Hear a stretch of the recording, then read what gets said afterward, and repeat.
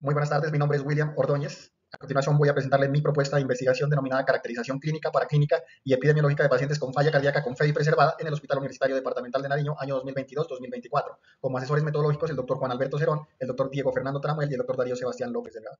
Nuestro problema subyace en que es una patología subdiagnosticada y con un abordaje inadecuado por parte del personal médico en salud. Hay un desconocimiento de la evidencia científica, hay una ausencia de estudios locales prospectivos con respecto a la patología y que es una entidad con manifestaciones clínicas inespecíficas, con pruebas diagnósticas poco concluyentes y con falta de protocolos estandarizados para su diagnóstico. Esto nos lleva a un retraso en la identificación de los factores de riesgo y, por ende, una sobrecarga en los servicios especializados de salud, con un mayor riesgo de complicaciones y hospitalizaciones, con un incremento en los costos de salud y disminución de la calidad de vida de los pacientes, con un retraso en el diagnóstico y una brecha en la generación de la evidencia local. Con esto nace una pregunta de investigación que es cuáles son las características epidemiológicas, clínicas e imagenológicas de los pacientes con falla cardíaca con FEI preservada.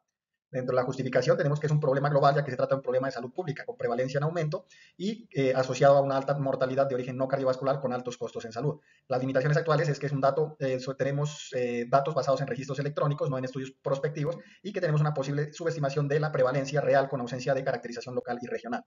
Estos son los estudios que avalan la información que les acabo de dar, la falla de FEBI preservada con una prevalencia en aumento, con una mortalidad en aumento de origen no cardiovascular y con elevados costos en salud. A nivel colombiano se hizo el estudio Recolfaca, que analizó 2.528 pacientes, estimando que ellos, el 15% de los pacientes tenían falla de FEBI preservada. Sin embargo, estos datos difieren de los estudios globales. A nivel colombiano, sí, nace este otro estudio más reciente, en el que analizaron 208 pacientes, de los cuales el 82% tenían criterios de falla de FEBI preservada y levemente reducida, como, con la hipertensión como su principal causa y comorbilidad. También se asoció a pacientes de edad avanzada y mujeres después de la menopausia y que hacen falta más estudios regionales para estimar la caracterización como tal. Entonces, necesitamos un estudio que caracterice clínica y paraclínicamente nuestra población para reducir las complicaciones, las hospitalizaciones y los costos y tener un estudio base para proyectos futuros de investigación. Este estudio se alinea con el objetivo número 3 de la Organización Mundial de la Salud, que data sobre la salud y bienestar, con el objetivo número 7 de la Organización Panamericana de la Salud, que hace referencia al uso de la evidencia en salud para mejorar la calidad de vida de los pacientes, y con los objetivos del Instituto Nacional de Salud y Departamental de Nariño, que hablan sobre la generación de bases científicas para establecer normas que rigen a cada departamento.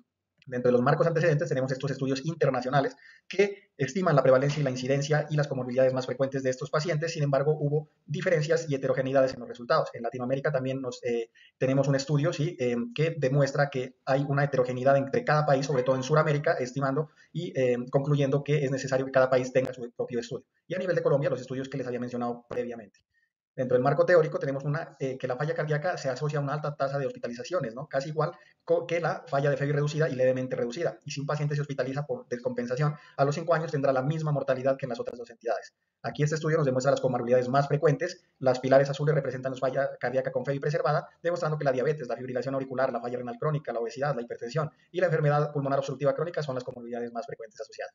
Este es un resumen de la fisiopatología. Aquí tenemos que todas estas comorbilidades que les acabo de mencionar condicionan a una fibrosis miocárdica, a una congestión, a un engrosamiento del músculo cardíaco y a un estado proinflamatorio crónico que al final va a tener una alteración en la relajación y en la contracción cardíaca, también causando disfunción en las arterias coronarias, disfunción en la vasculatura pulmonar y una incompetencia cronotrópica.